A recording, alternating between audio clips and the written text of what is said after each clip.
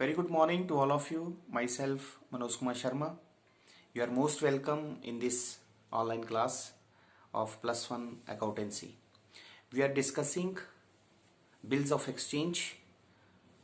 Today, we are going to discuss what is the term of the bill, what is maturity date, what are the days of grace, and how the maturity date will be calculated.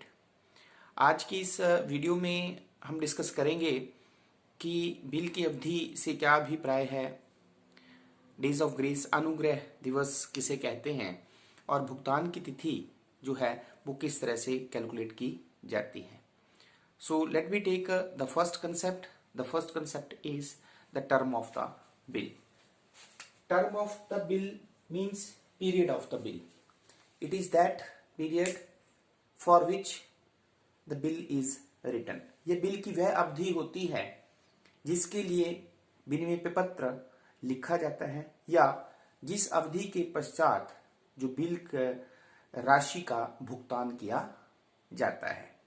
We will take a example with the help of which you can easily understand.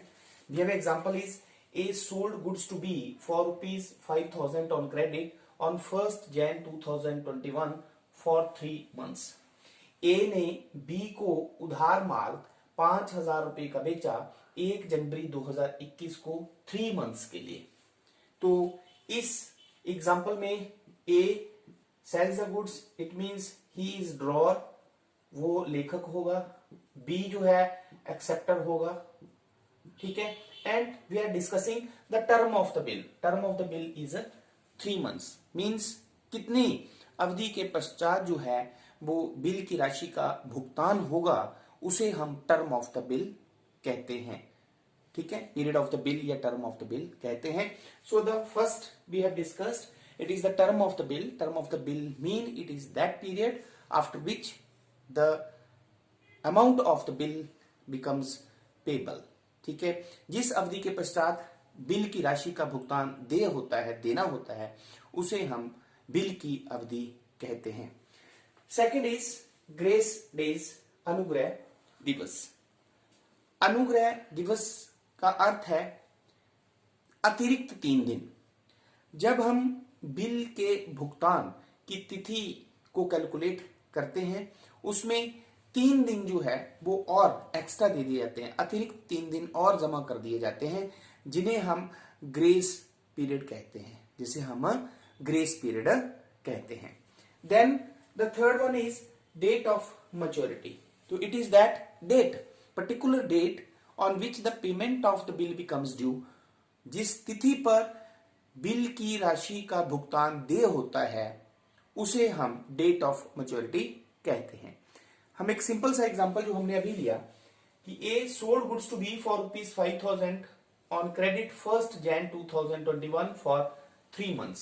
तो इस example में आप देख सकते हैं कि term of the bill कितना था हमारे पास, 3 months. We take a example. तो 1 जनवरी 2021 को हमने जो है वो टर्म ऑफ द बिल है 3 मंथ्स. तो मैंने आपको कहा कि डेट ऑफ मैच्योरिटी जब हम कैलकुलेट करते हैं तो उसमें 3 डेज एक्स्ट्रा, 3 और 3 दिन और ऐड करके जो डेट आती है उसे हम जो है वो मैच्योरिटी डेट या ड्यू डेट भी इसे कहते हैं. तो maturity date means due date means 3 दिन जमा करने के बाद जो तिथि जिस पर विनिमय पत्र का भुगतान किया जाना है उसे हम डेट ऑफ मैच्योरिटी कहते हैं. जैसे इस एग्जांपल में अगर आप देखें तो 1 जनवरी 2021 को ये बिल जो है एक्सेप्ट किया गया. तो for how many months, 3 months के लिए. तो इस डेट से आगे हम 3 मंथ्स और काउंट करेंगे. मींस 1 जैन है, 1 जनवरी है तो 1 जनवरी के बाद 1 फरवरी, 1 मार्च और 1 अप्रैल. ठीक है. तो 1 अप्रैल को जो है वो 3 महीने जो है वो कंप्लीट हो गए. अब इसमें हम क्या करेंगे, 3 दिन और ऐड कर देंगे. तो जब हम 1 अप्रैल में 3 दिन और जमा करेंगे तो इसका मतलब क्या हुआ कि 4th अप्रैल जो होगा वो हमारे पास डेट ऑफ क्या होगी, मैच्योरिटी. तो मींस डेट ऑफ मैच्योरिटी का मतलब होता है it is that particular date on which the amount of the bill becomes due.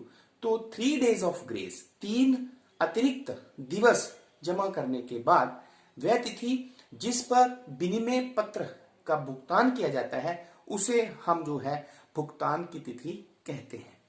अब जब हम भुगतान की तिथि कैलकुलेट करते हैं तो वी हैव डिफरेंट सिचुएशंस। हम वन बाय वन जो है वो सभी को डिस्कस करेंगे। Number 1 is if the bill fall due in the months whose number of days are 29, 30 or 31, the last date will be the due date. First situation हमारे पास क्या है कि यदि हम बिल को एक्सेप्ट करते हैं टर्म ऑफ द बिल के लिए और जिस महीने हमारा बिल की ड्यू डेट होगी उस महीने में अगर 29 डेट ही नहीं है, 30 डेट ही नहीं है, 31 डेट ही नहीं है, तो जो लास्ट डेट होगी उस महीने की उसमें हम 3 डेज ऐड करके जो है वो डेट ऑफ मैच्योरिटी कैलकुलेटर करेंगे। फॉर एग्जांपल पहले हम ये आपको कैलकुलेट करके बता देते हैं। जैसे देखो 30 जनवरी 2011 को बिल को एक्सेप्ट किया जाता है for how many months, 1 month, एक महीने के लिए। 30 जनवरी को जब बिल लिखा गया या एक्सेप्ट किया गया एक महीने के लिए, तो जब हम डेट ऑफ मैच्योरिटी कैलकुलेट करेंगे तो 30 जनवरी से आगे हम एक महीना काउंट करेंगे। तो 30 जनवरी से आगे काउंट करें आप एक महीना 30 फरवरी, लेकिन फरवरी में तो 30 होता ही नहीं है। तो इसका मतलब क्या हुआ कि फरवरी महीने का लास्ट डेट जो होगा वो क्या होता है 28 ऑफ फरवरी, उसे ही हम 1 मंथ कंप्लीट करेंगे, लेंगे और उसके बाद हम 3 डेज और ऐड करेंगे। तो इसका मतलब 30 जनवरी के आगे 1 मंथ मीन 28 फरवरी, ठीक है, और उसके बाद हम 3 दिन और ऐड कर देंगे तो 1 मार्च, 2 मार्च एंड 3 ऑफ मार्च। तो इसका मतलब हमारे पास जो डेट ऑफ मैच्योरिटी होगी वो क्या होगी 3 ऑफ मार्च। कितनी होगी 3 ऑफ मार्च, ठीक है। अब जब हमारे पास जो है वो डेट ऑफ मैच्योरिटीज में 29, 30, 31 डेज होते हैं तब we have simple example. Suppose 27 नवंबर 2011 को जो बिल एक्सेप्ट किया जाता है या बिल ड्रॉ किया जाता है for how many months, 3 months के लिए। तो calculate the date of maturity, count करते हैं। तो 27 नवंबर के आगे 3 मंथ्स हम काउंट करेंगे। तो 27 नवंबर के बाद we have 27 of December, then 27 of Jan, then 27 of Feb, ठीक है। बट जब 2000 फेब आ जाएगा तो 2012 हो जाएगा, तो 2012 में क्या हो जाएगा लीप ईयर हो जाएगा। क्या हो जाएगा लीप ईयर हो जाएगा। तो 27 फेब तक हमारे पास जो है वो 3 मंथ्स कंप्लीट हो गए। तो 27 के आगे हम क्या करेंगे 3 डेज और कैलकुलेट करेंगे। तो 28th of Feb, then 29th of Feb, then 1 of March. तो हमारे पास जो है वो अब डेट ऑफ मैच्योरिटी आएगी 1 मार्च। ये आपने क्लियर कर लेना है। इसमें और इसमें डिफरेंस आपने जो है वो क्लियर कर लेना है, ठीक है। तो इसमें हम और एग्जांपल भी कर सकते हैं। जैसे सपोज हमारे पास है 1 जैन, तो 1 जैन में 3 मंथ्स ऐड करें तो 1 जैन को बिल एक्सेप्ट किया जाता है, तो उसके आगे 3 मंथ्स 3 महीने के लिए ये बिल लिखा जाता है। तो 3 महीने और आप ऐड कर ले 1 जैन में 1 फेब, 1 मार्च, 1 अप्रैल। तो 1 अप्रैल में 3 दिन हम और ऐड करेंगे तो we have 4th of April. How much it is 4th of April is the date of maturity. Then we have 3rd of July. तो 3rd ऑफ जुलाई को बिल एक्सेप्ट हुआ for how many months, 2 months के लिए। Period of bill कितना है 2 महीने है। तो 3 जुलाई के आगे 2 महीने आप काउंट करें। 3 जुलाई के बाद 3 अगस्त, 3 सितंबर। तो 3 सितंबर में हम क्या करेंगे 3 दिन और ऐड कर देंगे। तो 6th ऑफ सितंबर हमारे पास जो है 6th सितंबर जो है हमारे पास डेट ऑफ मैच्योरिटी हुई। तो ये हमारे पास सिंपल केसेस थे, लेकिन ये केस जो था हमारे पास थोड़ा सा डिफर था, क्योंकि जब हम 30 जनवरी के बाद हम 1 मंथ काउंट कर रहे थे तो 30 फरवरी तो हमारे पास होता ही नहीं है। तो उसमें हम उस महीने की लास्ट डेट जो होगी उसी के आगे हम 3 डेज ऑफ ग्रेस को ऐड करेंगे। आपने ध्यान रखना है। The second situation is if the due date after including the days of grace falls on Sunday or gusted holiday, the due date will be 1 day earlier. जिस date को due date आएगी या date of maturity आएगी, अगर उस date को Sunday है, gazetted holiday है, तो उसका एक दिन पहले जो है वो डेट ऑफ मैच्योरिटी माना जाता है। ठीक है, जब भी हम डेट ऑफ मैच्योरिटी कैलकुलेट करेंगे 3 डेज ग्रेस, 3 दिन एक्स्ट्रा जोड़ने के बाद जो हमारे पास डेट आती है, अगर उस डेट पर संडे होता है या कोई गस्टेड हॉलीडे होती है, तो उससे एक दिन पहले जो होगा उसे हम जो है वो डेट ऑफ मैच्योरिटी मानेंगे। Will take example here. 29 of August 2011 को बिल जो है वो लिखा जाता है, एक्सेप्ट होता है। ठीक है, for how many months? Term of the bill है 1 मंथ। तो कैलकुलेट करते हैं। 29 ऑफ अगस्त के बाद हमारे पास हो गया 29 ऑफ सितंबर, 1 मंथ हो गया 29 ऑफ सितंबर। अब 29 ऑफ सितंबर के आगे 3 दिन हम ऐड करेंगे। We have 30th of September, 1st October and 2nd of October. अब आप सभी को पता है on 2nd of October what we have a gazetted holiday. तो 2 अक्टूबर को हमारे पास गस्टेड हॉलीडे होती है। तो यदि डेट ऑफ मैच्योरिटी वाले दिन गस्टेड हॉलीडे होती है तो 1 डे बिफोर, इसका मतलब क्या हुआ कि 2 अक्टूबर से पहले हमारे पास हुआ 1st ऑफ अक्टूबर। तो 1st ऑफ अक्टूबर जो है हमारे पास, 1st अक्टूबर जो है वो हमारे पास डेट ऑफ मैच्योरिटी आएगी। Clear? Then after this we have, if the due date after including the days of grace falls on emergency holiday, the due date will be 1 day later, 1 day later। अब जब हम 3 दिन grace period के जमा करने के बाद date of maturity calculate करते हैं, और मान लो उस दिन जो है आकस्मिक अवकाश, इमरजेंसी हॉलीडे डिक्लेयर हो जाती है, तो क्या होगा? 1 डे लेटर, 1 डे लेटर, एक दिन बाद वाला जो होगा उसे हम डेट ऑफ मैच्योरिटी कैलकुलेट करते हैं। How? We can take example here.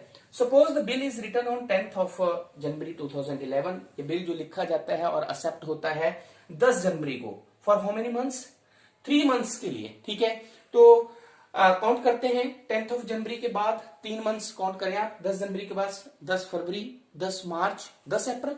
ठीक है, 10 अप्रैल में हम क्या कर देंगे? 3 दिन और ऐड कर देंगे। We have 13 of April. कितना हो गया? 13 अप्रैल हो गया। तो 13 अप्रैल को we have given if 13th April is emergency holiday, और लिखा है आपको कि 13 अप्रैल को क्या हो गया? इमरजेंसी हॉलीडे डिक्लेयर हो गई। तो जब इमरजेंसी हॉलीडे डिक्लेयर हो जाती है डेट ऑफ मैच्योरिटी को, तो 1 day before, 1 day letter, 1 day letter, not before, 1 day letter. Emergency holiday के केस में 1 डे लेटर, एक दिन बाद में हम जो है वो डेट ऑफ मैच्योरिटी मानेंगे। तो 13 अप्रैल को हमारे पास क्या हुआ? इमरजेंसी हॉलीडे हो गई। तो we have 14th of April, we have 14th of April. 14 अप्रैल को एक दिन बाद, इमरजेंसी हॉलीडे के केस में एक दिन बाद, और गस्टेड हॉलीडे के केस में 1 डे बिफोर, एक दिन पहले हम जो है वो डेट ऑफ मैच्योरिटी लेते हैं। And the last concept we have, if the term of the bill is in days. कई बार क्या होता है, टर्म ऑफ बिल जो है, ये टर्म ऑफ द बिल जो है मंथ की बजाय जो है वो डेज में दी होती है। रिमेंबर ऑलवेज, जब हमें डेज में दी गई है तो हमें डेज कैलकुलेट करने हैं, फिर मंथ कंप्लीट में नहीं लेना है हमें फिर चाहे मंथ में 28 डेज है, 9 है, 30, we will count them. Suppose on 1st July the bill is return for 60 days. 1 जुलाई 2011 को 60 दिनों के लिए जो है वो बिल लिखा जाता है। अब देखिए इसमें कि हमारे पास जो है वो पीरियड ऑफ द बिल दिया है नंबर ऑफ डेज में। इस केस में हम क्या करेंगे? हम ऐसा नहीं करेंगे कि number of days mean 2 months, no, we will count the days, हम डेज ही काउंट करेंगे। तो 1st जुलाई के बाद हम जो है वो 60 डेज काउंट करेंगे। तो काउंट करें हम, तो 1st जुलाई के बाद जो है वो 60 डेज। देखिए जुलाई महीने में how many days? We have 30 days. तो 31 दिन होते हैं, लेकिन 1 जुलाई के बाद हमने काउंट करना है, तो 30 दिन जुलाई महीने के हो गए, प्लस 30 दिन हमने अगस्त के लेने हैं। ठीक है, अगस्त के लेने हैं 30 दिन, क्योंकि 60 करने हैं हम, तो 30 दिन हमारे पास किसके हो गए? अगस्त के। फिर हमारे पास अगस्त का 1 मंथ बच गया। 30 अगस्त के बाद हमने उसमें 3 दिन और ऐड करने हैं। ठीक है, 30 अगस्त के बाद हमने उसमें 3 दिन और ऐड करने हैं, तो एक होगा 31 अगस्त, 1 सितंबर एंड 2 सितंबर। तो इसका मतलब क्या हुआ कि जो 2 सितंबर हुआ वो हमारे पास डेट ऑफ मैच्योरिटी हुआ। ठीक है, तो आप देख सकते हैं कि हमारे पास डिफरेंट तरीके हैं डेट ऑफ मैच्योरिटी कैलकुलेट करने के। ये डिपेंड करता है कि हमें टर्म ऑफ बिल जो है वो क्या दिया गया है, मंथ्स में है, डेज में है। On maturity date, if there is a gazetted holiday, when they 1 day before, if there is a emergency holiday, then 1 day later, एक दिन बाद, 3 दिन जमा करने के बाद जो डेट आती है उसमें हम एक दिन जमा कर देंगे इमरजेंसी हॉलीडेज के केस में। लेकिन जब उस दिन संडे है, क्योंकि संडे जो है वो गस्टेड हॉलीडे है, वो गवर्नमेंट का कैलेंडर जो है वो in the beginning of the year आ जाता है, तो we can plan for it कि जिस दिन हमें पैसे मिलने हैं या हमने पैसे देने हैं उस दिन गस्टेड हॉलीडे है या संडे है, तो हमें पता चल जाता है। इसलिए गस्टेड हॉलीडे या हमारे पास जो है वो संडे है, उस दिन जो है 1 डे बिफोर, एक दिन पहले जो है वो डेट ऑफ मैच्योरिटी मानी जाती है। एंड ये जो कंसेप्ट जो है ये आपने थोड़ा सा ध्यान में रख लेना है कि जिस डेट को डेट ऑफ मैच्योरिटी आती है या हम जब कैलकुलेट करते हैं तो नेक्स्ट मंथ में अगर वो डेट ही नहीं है तो उस मंथ की जो लास्ट डेट होगी उसी के आगे हम 3 days ऑफ ग्रेस जो है वो ऐड करेंगे। Then one more point, the leap year वाला जो मैंने आपको बताया इस फर्स्ट केस में कि जब लीप ईयर होता है तो we have 29 days in the month of Feb. तो आज के इस वीडियो से हमने date of the maturity, 3 days of grace और टर्म ऑफ द बिल, ये कंसेप्ट जो है हमने पढ़े हैं। तो आई होप ये कंसेप्ट आपको अच्छी तरह से समझ में आ गए होंगे। Thank you very much.